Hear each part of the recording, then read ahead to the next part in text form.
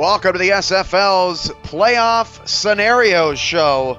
Never had to do one of these before, but Week 12 is just so jam-packed with crazy opportunities for a lot of different teams in the league that we just had to get together to make sure everyone knew and everyone was on the same page about what was at stake here in Week 12. I am alongside Andy Hamilton and Duane Schindler. Andy, how you doing tonight? I'm doing good, ready to get going on these playoffs, the Week 12 slate, as well as the rest of the SFL action. How about you, Duane? How's things going? Just cleaning up after the hurricane and ready to get back to some SFL action this weekend. Thanks for having me. Glad everyone is safe there in Florida and the recovery's still going on in Houston, and now we got the Mexico City thing, and it's been a tough season for SFL faithful off the field. We're just glad everybody is okay. Well, for those of you out there, settle in, kick back, get your favorite beverage and a nice snack, and really get nerdy with us here tonight, as we're going to be going through all of the possibilities of playoff matchups and scenarios and all sorts of things. We do not yet have a finalized broadcast schedule, although it does look like we will have games on Sunday and Monday of this upcoming week. You see the slate of action that's coming up, headlined by Queen City and Baltimore, who have Queen City has a chance to clinch home field advantage throughout the playoffs.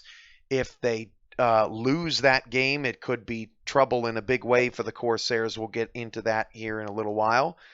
Mexico City at Alaska. The winner gets the Western Conference's number one seed, unless there is one scenario where neither gets it. We'll talk about that. And Oklahoma City, Vancouver, a winner-take-all game there in the Western Conference between a team that hasn't been to the playoffs for 3 years and a team that hasn't even been around for 6 months. So a very compelling matchup there in Week 12. Andy, besides your obvious favorite game of this slate in Canada, what game on this schedule are you like, man, this is must-see television for me? Well, for me, it's the Mexico City and Alaska game, Cam. Heading up into the tundra that is Alaska, Mexico City, after getting off to a heated start this season, ended up losing last week to Houston. They're going to have to try and bounce back here against Alaska to try and get one of the top spots in the Western Conference. This is a game where every year, Alaska just lost to Sioux Falls as well, and these two teams duke it out, especially last season and early in this season. And I'm looking forward to see what this game brings. I mean, both of them are actually really close in net points, only a 5-point differential between the two teams, both coming off a losing matchup. Someone's got to win this game, Cam. Well, let's take a look let's start in the Western Conference. It's a little bit easier to decipher, if you can believe that, from the Eastern Conference. And we start with the Vancouver Legion, who all they have to do is win and they are in. They also can get the number 3 spot, but it's going to take a village. They need to make up 69 net points to overtake Houston. That is an equivalent of a 34-point Houston loss and a 35-point Vancouver win. For the record, Houston's largest margin of victory or defeat this season is 17. Duane, what do you think about Vancouver, the season that they've had, and sort of what has kind of fallen their way, having a chance at home to clinch a playoff spot this next week? Well, I really got to give it to Andy and his team over there. As an expansion team, it's very difficult to compete, and he has a new staff over there and a lot of rookie players, and it really was kind of the tale of two seasons. The first half of the season with the 0-4 didn't look like they were getting anything together the first half of the season on either side of the ball, and then you had that wild game with San Antonio, and then they just go on a tear, and they look totally like a completely different team, beating teams that looked unbeatable earlier in the season, and they just got the momentum going. Really impressive. But the thing that really is kind of interesting is that after losing to San Antonio and another, the kind of bookend on that. Now, Oklahoma City, that they can actually eliminate them and bring this dream to an end when Vancouver's got to be the hottest team out there right now on either side of the SFL. So kudos to Andy. Good luck, and I think they're on the right track. Oklahoma City is Vancouver's opponent. Their scenario is the simplest of all the teams that will be previewed on this show. They win and they're in. For the first time in 6 seasons, they lose and they're out. The Renegades are 0-5 on the road this season. Andy, how do you view your opponent? You played them all the way back in week 2. I feel like both teams are vastly different these days. Yeah, the Oklahoma City Renegades, though, and the key to this team is the build. I know that in our discussions, me and you have talked about how your dad has been working very hard on the build that he has together, and it shows. This is a strong built team that kind of knows what they're doing with their playbooks, I would assume. They try and run the ball with Brewski, and then they're going to try and throw to Bovine. Bovine's been doing it in Oklahoma City for quite a while. And he's got another group of characters on the outside and the receivers, and then the defense like Billy Joe Casper, and a lot of these guys have been here through Oklahoma City's whole scheme. So it's really kind of a team that's been tested and tried, and Red Feather has had great years, he's had poor years. He's doing about just what he needs to this season. Brewski over 1,000 yards. And some of the other receivers, have been doing their thing, and it shows. 5-1 at home this season, but they got ahead on that road for the final game against Vancouver. And I was telling them in the chat, Cam, unfortunately, the heat in the Vancouver visitors locker room is out this week, so that's unfortunate. But the positive is, I promised your dad that we have the fridge is stocked full of Gatorades that I guarantee have no laxatives in them. Well, Joseph Redfeather is the SFL's Brett Favre. We have not gotten to get into the milestones of players as much as we would have liked this season, but we're still keeping track on simulationfl.net. Joseph Redfeather earlier this season moved into number 1 all-time over Rocco Marconi for passing yards in a career. 24,403 is where he currently stands. His 166 touchdowns is second only to Marconi's 193, but his 169 interceptions is 59 more than any other player in league history. So Redfeather definitely has been the gunslinger over the last 9 seasons. I'm not going to ask Andy because I don't need to ask Andy, but Duane, who you got? We don't have who you got up yet in Discord, but we're going to get it up here in the coming days. Do you dare to pick against your colleague here on the show tonight? Well, this is going to be this is definitely a get your popcorn ready kind of game, because whereas Vancouver has been getting a lot of attention on the 6-game winning streak, Oklahoma City started hot at 2-0 and then went into a slump, and quietly, without anybody even really paying attention or talking about it, they're in a win and you're in scenario right now against an expansion team. Who's the home team here? Vancouver. Help me out, Cam. We are. Vancouver is. I think it's a slight edge to Vancouver, but it could definitely come down to the last play.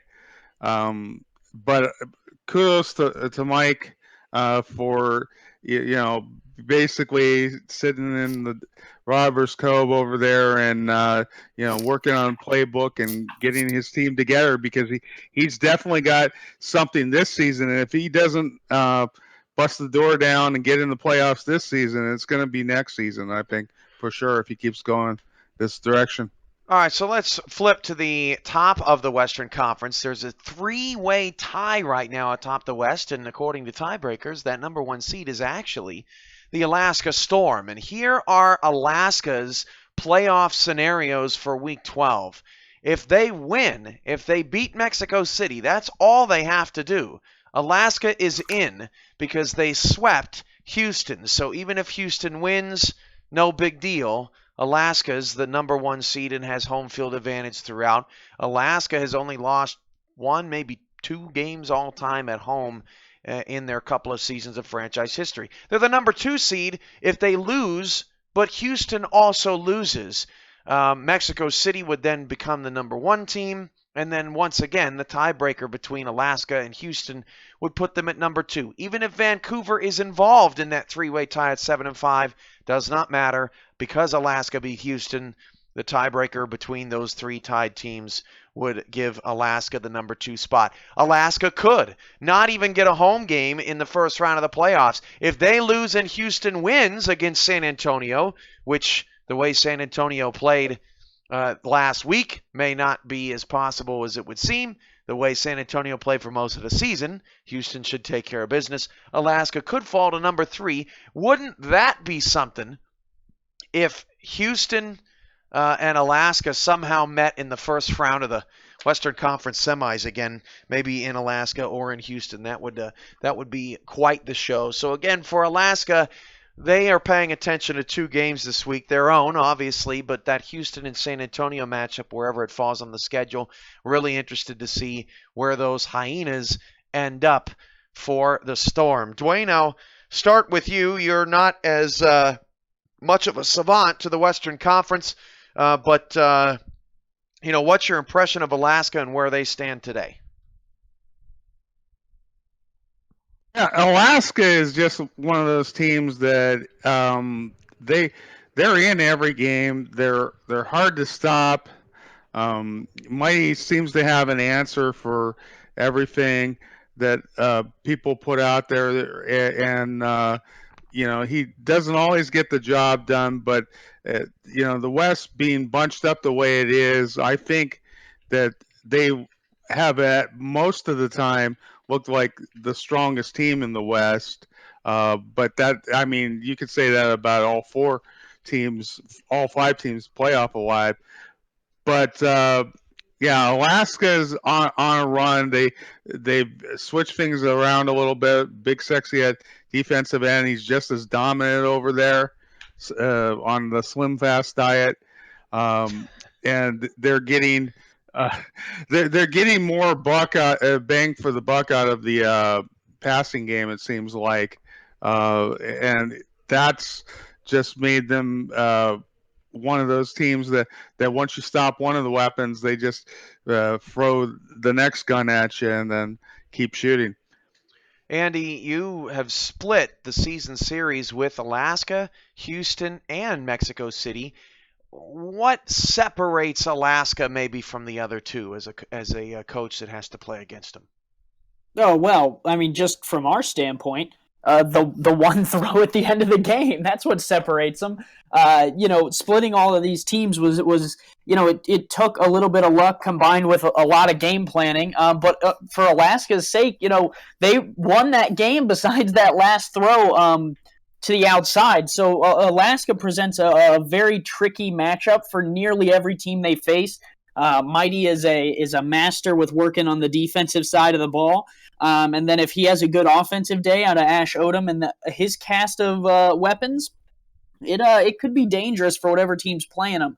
The one thing to note going into this game, though, is that Mexico City at home beat Alaska 42-27. That's a large margin all the way back in week 4. It wasn't even really that close.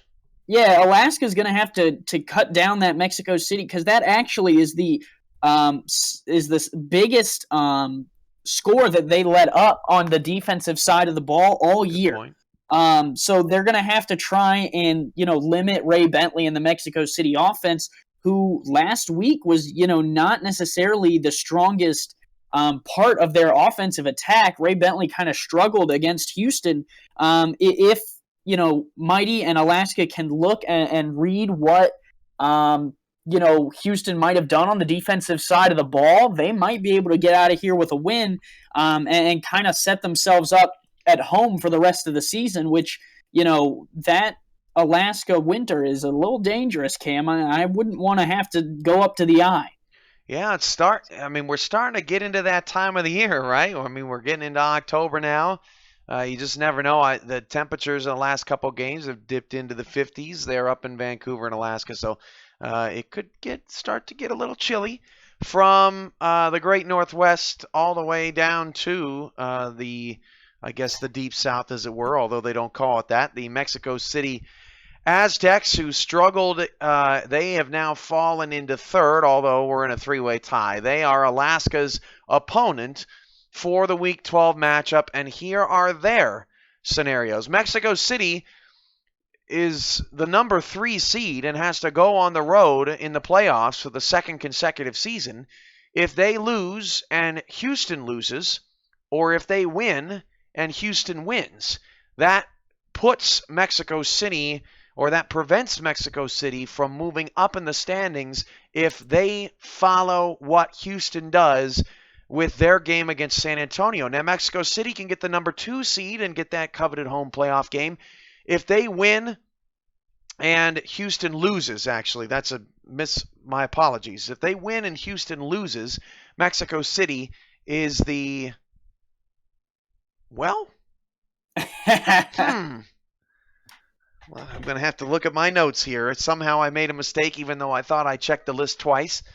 Obviously, these are so confusing that I even confuse myself. But we'll start with the easiest one. Mexico City is the number 1 seed if they win and Houston loses. There's no question about that. Both Houston and Alaska will be 7-5. Mexico City will be 8-4. They will be alone at the top of the West if they win and Houston loses.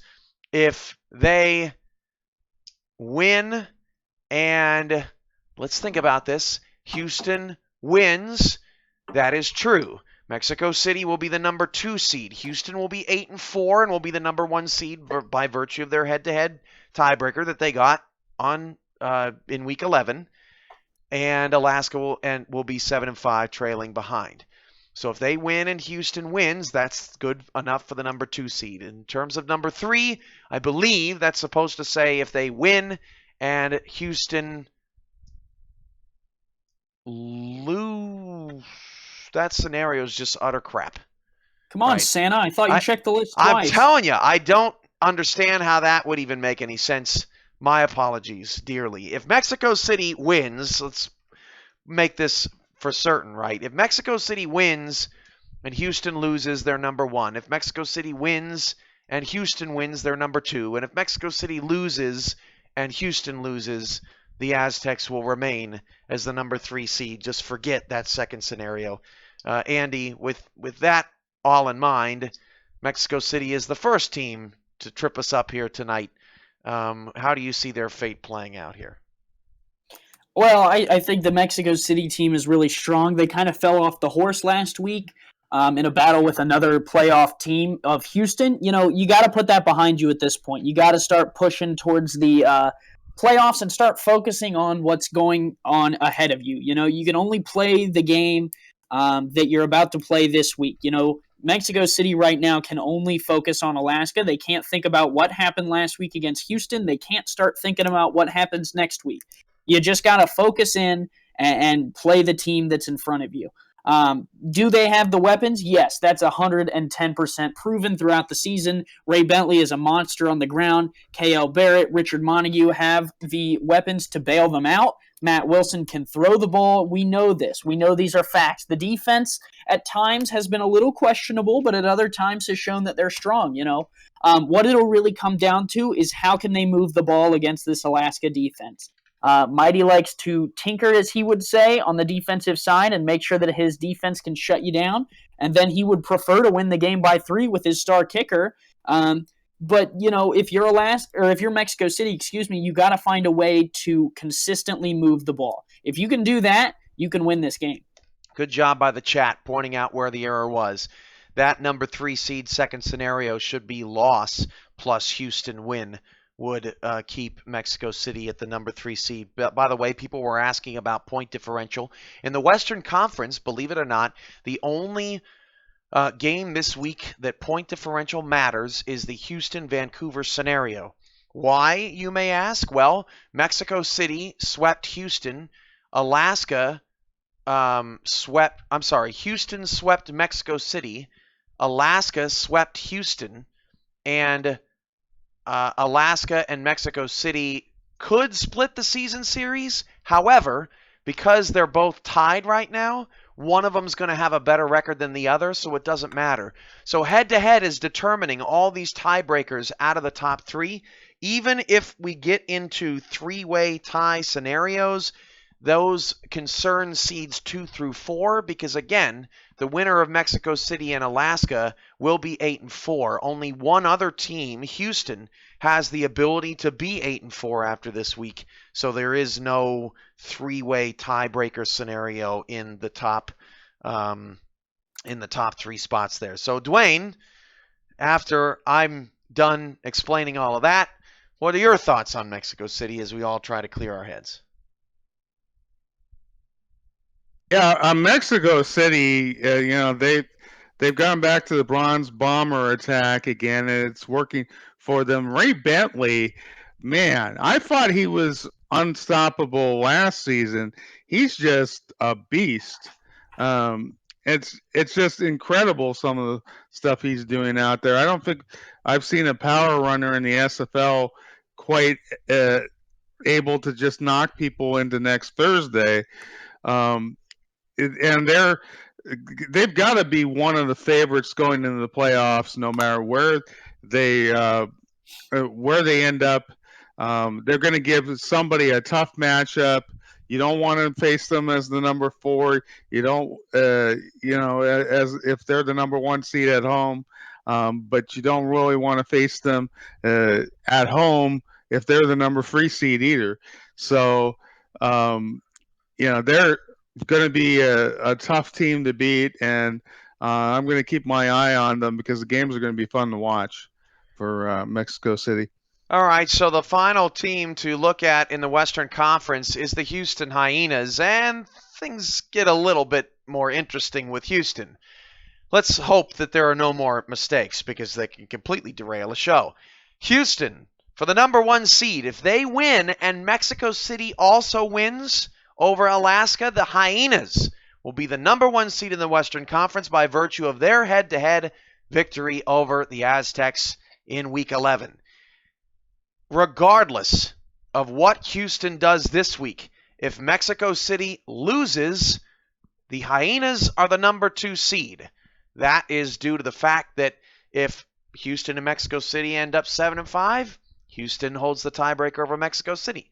If Houston wins and gets to 8-4, Mexico City is 7-5, well, Houston doesn't have the tiebreaker over Alaska, but they do over the Aztecs, so they would be the number 2 seed. So if Mexico City loses, Houston is number 2. That's the end of that. For the number 3 seed, Houston would need a loss plus a Mexico City win, a loss plus a Mexico City win, and a Vancouver win, and a point differential win over Vancouver in that scenario. A loss plus a Mexico City win and a Vancouver loss also lands Houston in the number 3 spot. The number 4 seed, it would be very unusual, just like we previewed earlier with Vancouver getting the number 3 seed.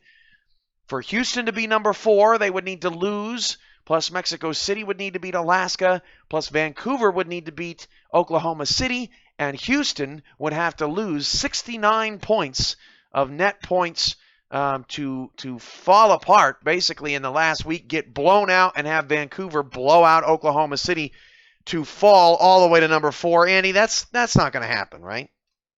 Well, yes and no, Cam. I'd love to tell you no, it's probably not going to happen, and I don't think it will. But in this league, as I've said all this week at every game, it's never over till it's over, man. And with the way that, Vancouver has the potential to play, and the way that Houston has the potential to play, and the way that the Vaqueros played last week, it's kind of all up in the air, man.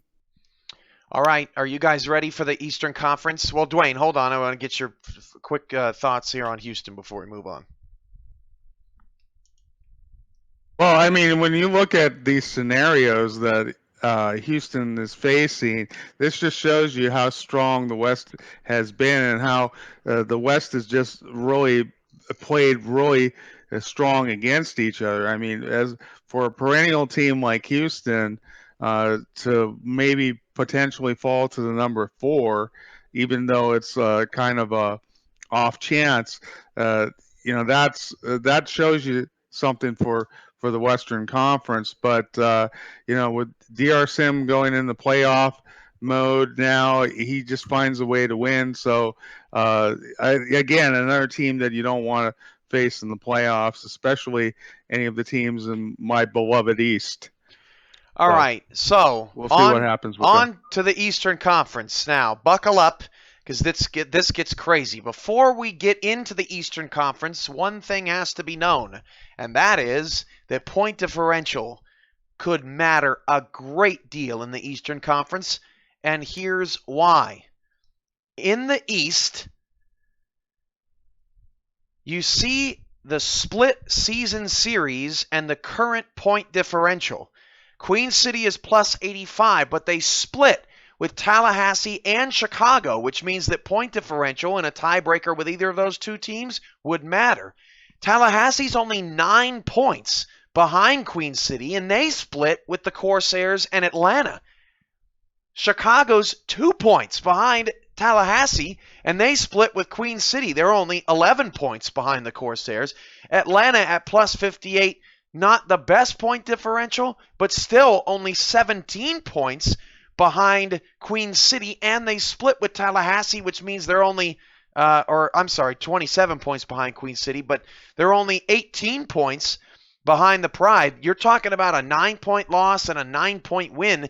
These are all within the realm of possibilities, and anytime you have a tiebreaker between two teams that split the season series, it goes to points. Now, before I get the analysis from Andy and Duane on the subject, we have to go to the third tiebreaker.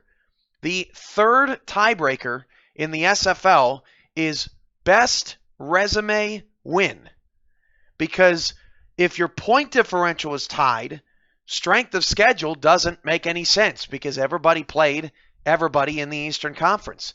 The best resume win yields you to get ahead. So, for example, if Queen City and Tallahassee both ended up tied and their point differentials were also tied, the best resume win would be who beat Chicago by the most points.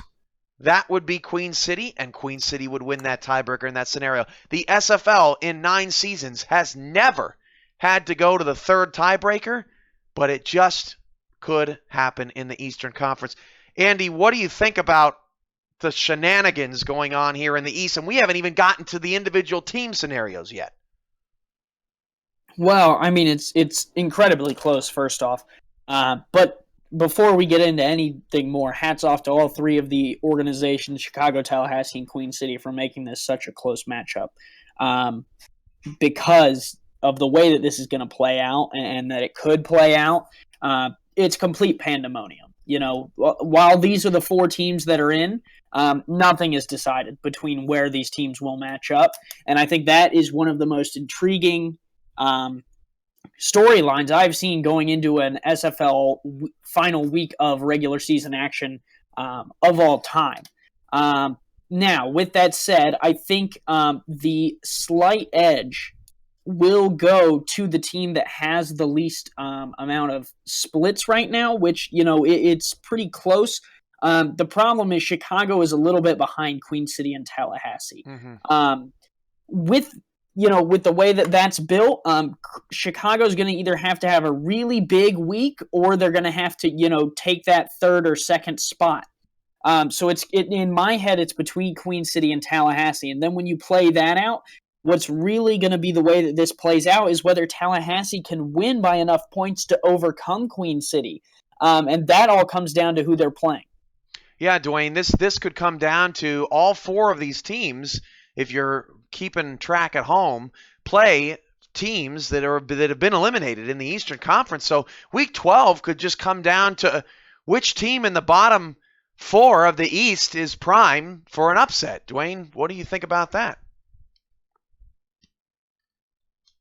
Speaking on behalf of the Eastern eliminated teams, all 4 of these teams better bring their A game because we're coming at you. This is our playoff game.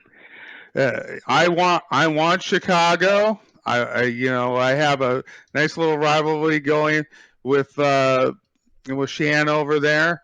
I really think that it would do us a great bit of good to win 3 of our last 4 after we almost beat Tallahassee this week. Cleveland is playing very well, and they're capable of beating anybody. Carolina, I was looking earlier today, I think they have 9 games that were decided by 10 points or less.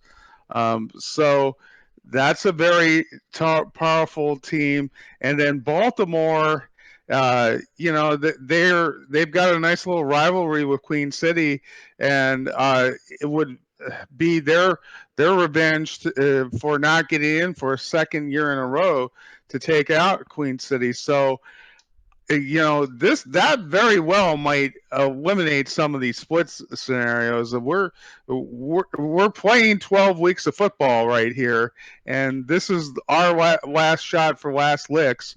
We're coming at you, Eastern playoff teams. So we got to get you ready for the West. So bring your A game. The number 1 seed in the Eastern Conference will get home field advantage throughout the playoffs, whether it's Queen City and everybody else loses or someone else overtaking Queen City at 9-3.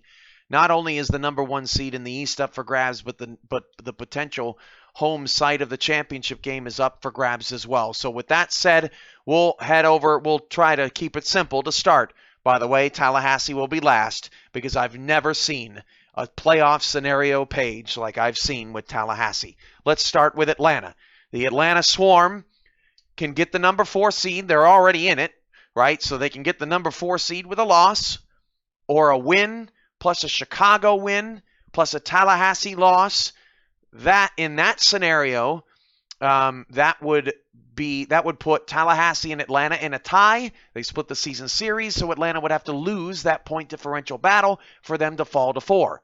A win plus a Chicago loss will also keep Atlanta in 4 because Chicago won the season series against Atlanta. The Swarm have an opportunity to get the number 3 seed with a win, a Chicago win, and a Tallahassee loss, and a point differential win against the Pride. If you remember from the earlier slide, that's about an 18-point difference between Atlanta and Tallahassee for the Swarm to try to get out of that 4 spot.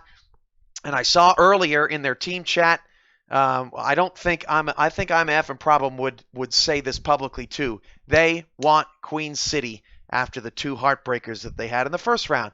So Duane, Atlanta at the bottom still has a shot to move up a little bit. How do you see this playing out? Well, I mean, personally, I love playing Atlanta because Mark Chisholm is a great game planner. He has a quality organization over there. Our games are always close, tough fought football games, and we've only managed 1 win against them. And so they're a great team to play during the regular season to show you what you're made of. But I would not want to face them in the playoffs. And no matter who gets the number 1 or number 2 seed, I think that they would want to avoid playing them in the first round because that's a dangerous team. That's an upset in the making right there. Andy, you can appreciate a team making the playoffs for the first time. Chicago's doing it. Atlanta's doing it. You're going to try to do it here in Week 12. What have you seen out of the Swarm this season, and how much noise do you think they can make in this cluttered East? Well, yeah, cluttered is just the word for it. The interesting thing to me, Cam, heading into this matchup and this week is that Atlanta takes on Cleveland in Cleveland, and that's going to be the issue here. Luckily, they're already in the playoffs, so there's not too much of a concern here. You're obviously You want to get the win if you can, but if not, it's not the end of the world. Momentum is something to be said, but it's not terrible. The thing that you have to look for is if you're going to win, you have to try at least to win by enough to put yourself in a position to come up to that third seed. If you're going to be able to. Now, the positive thing for Atlanta is the last time they played Queen City, Cam, can you name how much they won by? Well, the last time they played Queen City, they lost. Or sorry, Cleveland. My fault. Cleveland. They beat them pretty good, I think. The last time they played Cleveland, they won by 31 points. Wow. Cam. The split right now is 76 to 58. 31 points for Atlanta would put them at 89, which is above 76. So, I'm not saying that they can replicate that because that was a week 2 game in Atlanta, and I'm sure Cleveland has got a lot better than that as we've seen. But if it's any indication as to what Atlanta could do and how they match up against Cleveland, this could spell trouble for Tallahassee. So interesting all around, but we are just getting rolling here on these 4 teams. How about those Corsairs? It's not all daisies and roses for Queen City. This is not simple, especially if they lose. Obviously, it's easy. Win and you're number 1. No big deal for Queen City. You got it wrapped up. You got home field advantage. Life is good. But you got to go to Baltimore. If you lose, it could be trouble. A loss, now, there's still plenty of scenarios in which they would still get it. A loss plus a Tallahassee loss plus a Chicago loss. Hey, it could happen. Or a loss plus a Tallahassee win. In that scenario, Queen City would win the point differential. Right now, they're +9. So if Queen City loses by 3 and Tallahassee wins by 5, Queen City's good. Or a loss plus a Chicago win and a point differential win could keep Queen City number 1. Again, they lose by 3, Chicago wins by 7. No big deal. Queen City is in the number 1 slot and has home field advantage throughout the playoffs. Now, if Queen City gets into a shootout and starts to fall behind, maybe loses by a couple touchdowns, Baltimore gets their number, that's where things could start to get ugly for the Corsairs. A loss plus a Tallahassee win plus a Chicago win. A point differential win would be needed to get a home field playoff game from Chicago. In this scenario, Tallahassee actually gets the number 1 seed in the Eastern Conference, and then Queen City, with a point differential win over Chicago, would get number 2. Or a loss plus a Tallahassee win, losing the point differential against Tallahassee, or a loss plus a Chicago win and losing the point differential over Chicago. For the number 3 seed, this is the defending champions going from number 1 in the Eastern Conference 2 weeks ago and even this week to going into the playoffs on a 2-game losing streak and having to go on the road in the playoffs to face Chicago or Tallahassee in the first round. A loss plus a Tallahassee win plus a Chicago win and a point differential loss to Chicago would put Queen City down in the number 3 hole. Duane, what do you think is most likely coming out of Week 12? Well, this is obviously a huge game for Queen City because of the fact that they've never repeated as champions, and if they're going to make a run and turn that around, home field advantage is crucial, especially with the teams that they're going to face in the East and with the way everybody plays at home in the East. So I think that they're likely to beat Baltimore and pretty much seal the deal. But if they lose, I think the most likely scenario would be the number 2 seed because it gets really complicated to get the number 3. And there's just so many scenarios there that they would get the number 1 seed even if they do lose. So I think they're number 1 seed, but they definitely don't want to fall beyond 2. Andy, there's a lot of loss scenarios on the board. There's only one win. Queen City's going to win in Baltimore, right? Well, it's easy to say that they could, Cam, but there's only a 3-point differential between the two teams the last time they met. So I don't think it's out of the realm of possibility to say that TJ and the Crabs start putting a lot together and kind of getting Queen City when they're not paying attention. All these scenarios could be distracting them and they might not be able to pay attention to the game plan. They could be trying to watch the TVs in the club suites of the stadium to see what the other two teams are doing. Who knows? I would say that the most likely scenario for me, just from the standpoint of the matchups, I think most likely Queen City's going to end up in a 2 slot or possibly even a 3 slot with the way that Chicago and Tallahassee match up. Queen, you have to think about it this way, Cam. Queen City was they would be drawing a playoff team if it weren't for, those that play from the 2 and 1 or 2 missed plays in the Atlanta game. So I think it's a very tough matchup for Queen City at this time of the season, especially with the way that the other two teams are matching up. The one positive for the Corsairs is, though, that, you just need to get in the dance, and they're already in, baby. Yeah. With the way that Eric's been coaching them these past few years, 4th seed, 1st seed, it doesn't matter. They're going to make a run. And the destiny is in their hands, and it would be something unusual for Queen City to enter the playoffs without momentum.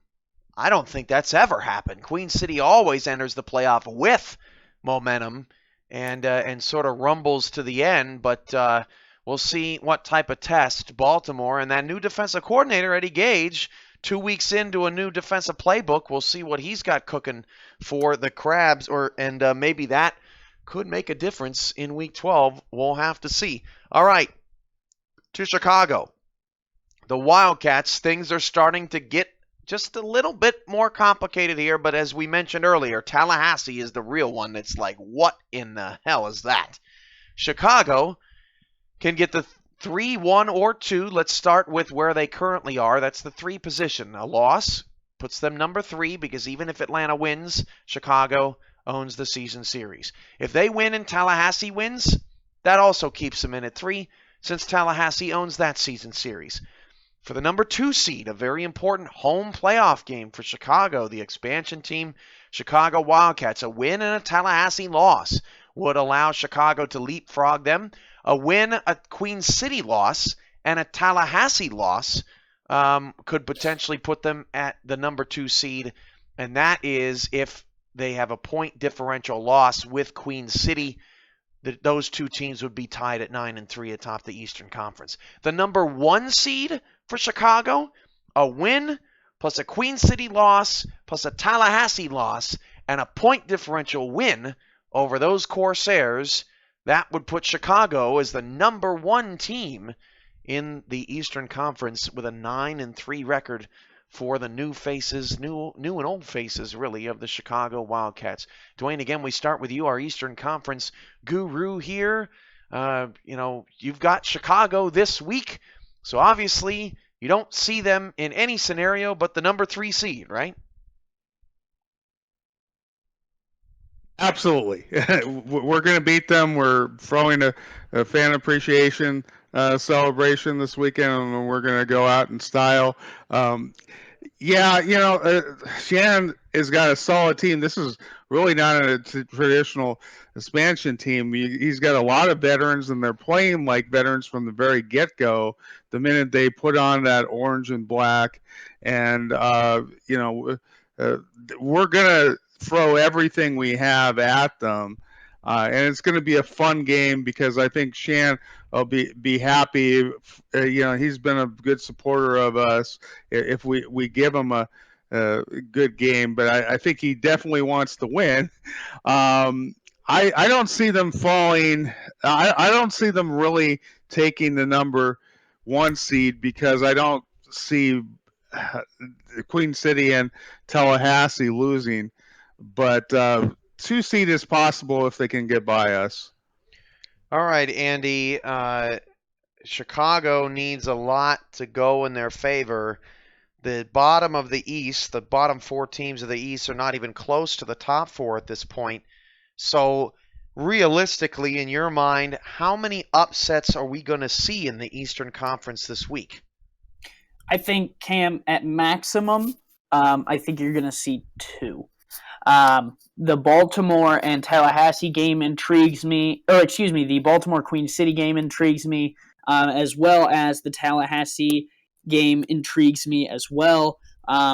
Chicago, however, is one of the hottest teams in the Eastern Conference. No offense to Duane or St. Louis, because they've been playing some incredible ball, but I don't see it.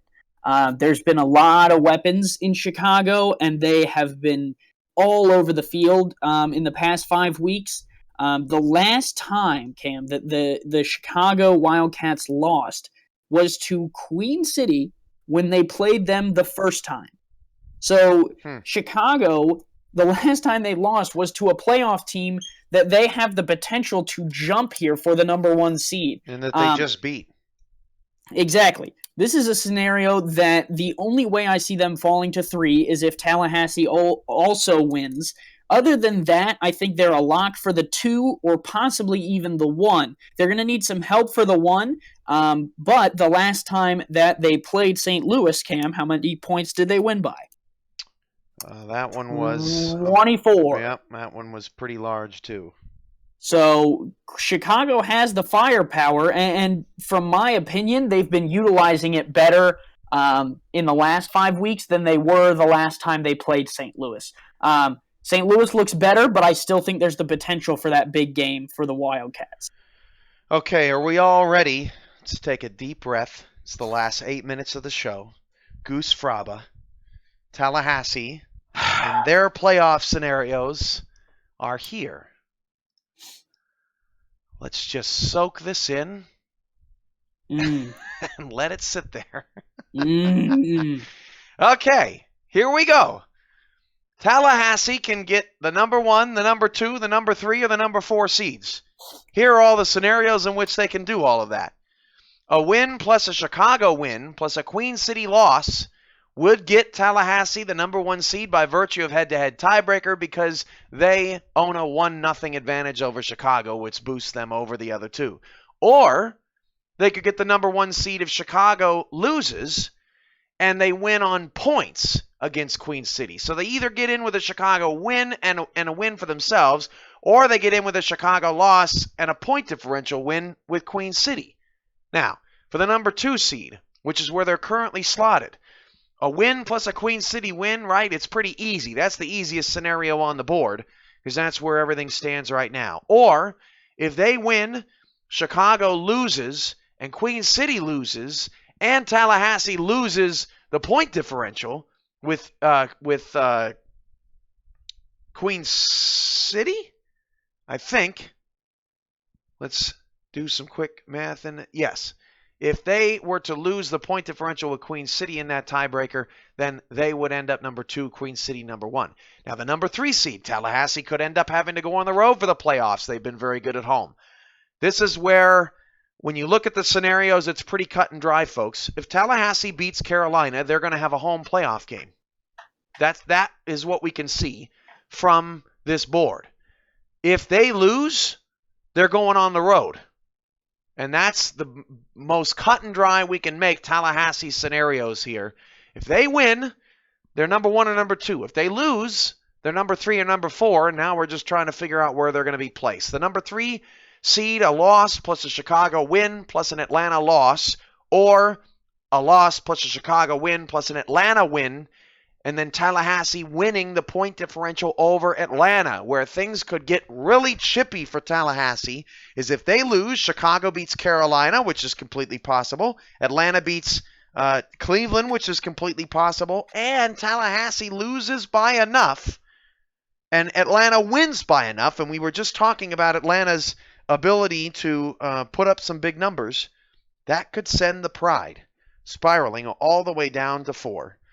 So we play for one last time tonight the what's most likely scenario with Andy, and Andy, we start with the simple fact. Do you believe that Tallahassee beats Carolina this week? Cam, I think this is one of those games that could go either way. The I-95 rivalry renews itself. Last season, as some of you may remember, Carolina was on the within the 6-yard line and could not get the job done on the final play of the game. Earlier this season, Week 4, Carolina at home in Raleigh, 38-27. Still a very close game by considerance for the score. I think this is a game that Carolina comes out and, tries to finish strong. They're against a rival, against the Pride. They might be at the Lions' Den, but, I think there's still a lot of fight there, and I think Carolina is going to come out firing on all cylinders because at this point, what have you got to lose? I think the most likely scenario in my head is number 3 or number 4 for the Pride. All right, Duane, what is your percentage chance you're giving Carolina in Tallahassee to win this game in Week 12?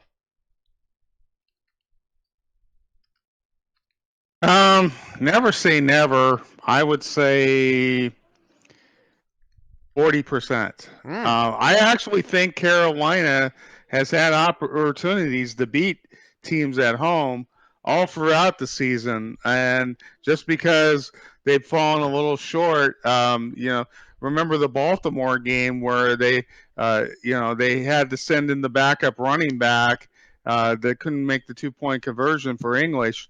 If they get something like that to work, they lost to us by a field goal in overtime. It's possible. It is very possible. Now, I don't really see all the scenarios playing out to put Tallahassee in the 1 seed or to knock them all the way down to 3 or 4. So I think likely they're the number 2 seed here. So again, going back to just one quick refresher on the point differentials there in the East.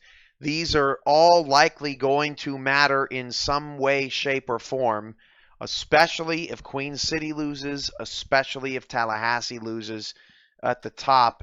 Things could get real murky real quick in the Eastern Conference. Those are the splits. Those are everything that we've put in front of you. And besides the one Mexico City gaffe, you would think that of all the teams to make an error on, it wouldn't have been the Mexico City slide.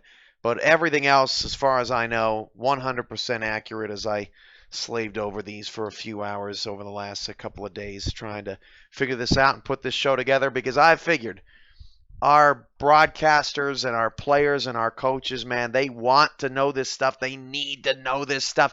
We're going to be watching games, and it's not going to matter just who is winning, but how much they're winning by. And everyone's going to be going back to this video, and they're going to be looking at slides, and they're going to be saying, what do we need? What do we got? What is happening here?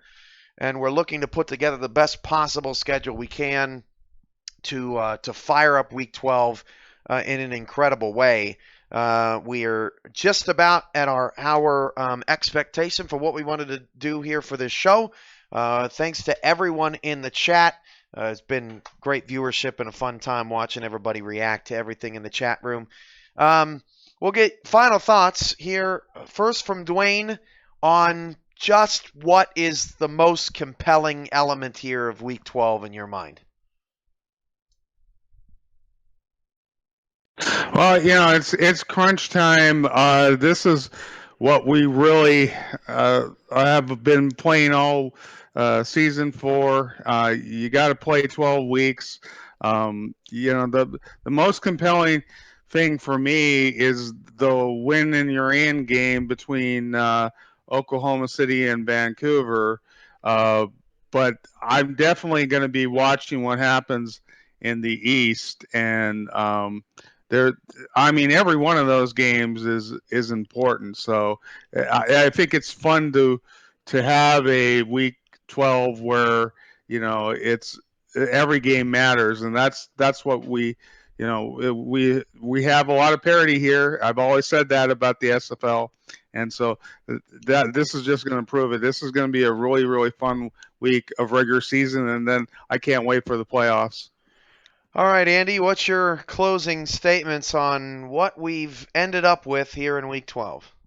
Well, Cam, never has there been a time, and we'll hats off to Queen City, or sorry, not Queen City, St. Louis, for all the effort they put forth last year to put Carolina Yes. in the playoffs on the last week. Never has there been the opportunity for more teams that are down and out of the playoffs to affect the playoff race and ruin some teams' chances. And by that I mean, there are teams that don't want to face each other in the Eastern Conference, just the same as there are in the West. There are teams that are afraid to face other teams in the playoffs, and with the way that these teams that are out in the Eastern Conference can play and win games that could affect the seeding, that can really ruin the team's outlook. And not only that, but their momentum heading into the playoffs if they were to lose to a team that's not even in the playoffs. Cam, this is going to get incredible in the Eastern Conference, and I have a feeling that these teams that aren't in are going to throw everything at the teams that are. Because why not? You got nothing to lose at this point. That intrigues me a crap ton, as well as the Oklahoma City-Vancouver game for obvious reasons. But the Mexico City game, when they're taking on Alaska, also intrigues me because obviously I might have to end up facing one of those teams if I were to get the win against Oklahoma City. So, Cam, I don't know if there's going to be a time during this weekend and Monday that I am not going to be watching SFL action. Well, we'll see how the chips fall in terms of the schedule. Sunday and Monday, you can bet some sort of slate on those evenings. We also are very close to making some announcements in terms of our championship date, our championship call, our playoff crews that are going to call playoff games in the conference semifinal round, close to potentially having a couple of guests in SFL headquarters for the conference final round and getting all of those dates finalized and announced for everybody. We've also got some major announcements that are coming along that we hope to unveil sometime in the next 5 to 7 days. We've got a big owners conference call on Friday night with league staff and ownership on a big mega Skype call that we're going to try to figure out how long that's going to take. But a lot of things going on in the Simulation Football League around these times, and of course, what should be a fantastic week of SFL action. Thanks everybody for tuning in. Thanks Andy. Thanks Duane. No problem. Always glad to be here. All right, y'all. For everyone in the This was a lot of fun. Thanks, Cam. for the delay with Duane, for whatever reason, has gotten longer and longer as this show's gone along. For everybody here at SFL headquarters, I'm SFL Commissioner Cameron Irvine, and let's have an awesome Week 12. Good night, everybody.